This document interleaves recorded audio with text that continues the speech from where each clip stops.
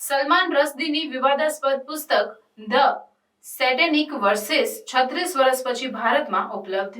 સલમાન રશ્દીની વિવાદાસ્પદ નવલકથા the સેટેનિક versus 36 વર્ષના પ્રતિબંધ પછી ભારતીય બજારમાં પાછી આવી છે. આ પુસ્તક જે 1988માં રાજીવ ગાંધી સરકાર દ્વારા તેના સામગ્રીને કારણે પ્રતિબંધિત કરવામાં આવ્યું હતું, જે ઘણા મુસ્લિમ સંગઠનો દ્વારા ધર્મ વિરોધી માનવામાં આવ્યું હતું, હવે દિલ્હીના પસંદગીના પુસ્તક દુકાનોમાં ઉપલબ્ધ છે.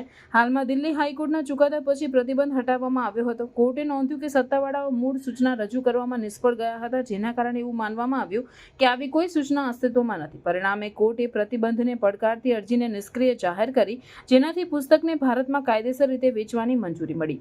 દિલ્હીના બહારી સન્સ બુકસેલર્સે ધ સેટેનિક વર્સેસનો મર્યાદિત સ્ટોક વેચવાનું શરૂ કર્યું છે અને પ્રતિસાદ ખૂબ જ સકારાત્મક રહ્યો છે.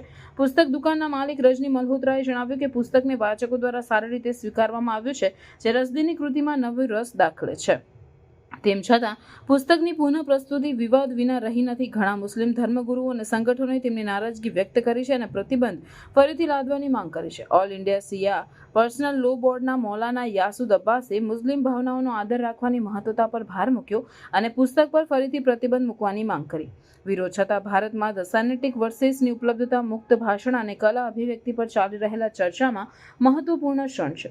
પુસ્તકની વાપસી આ મહત્વપૂર્ણ મુદ્દાઓ પર ચર્ચાઓને ફરીથી પ્રજ્વલિત કરે છે. ધાર્મિક ભાવનાઓનો આદર રાખવા અને મુક્ત અભિવ્યક્તિના સિદ્ધાંતોને જાળવવા વચ્ચેના નાજુક સંતુલનને હાઇલાઇટ કરે છે.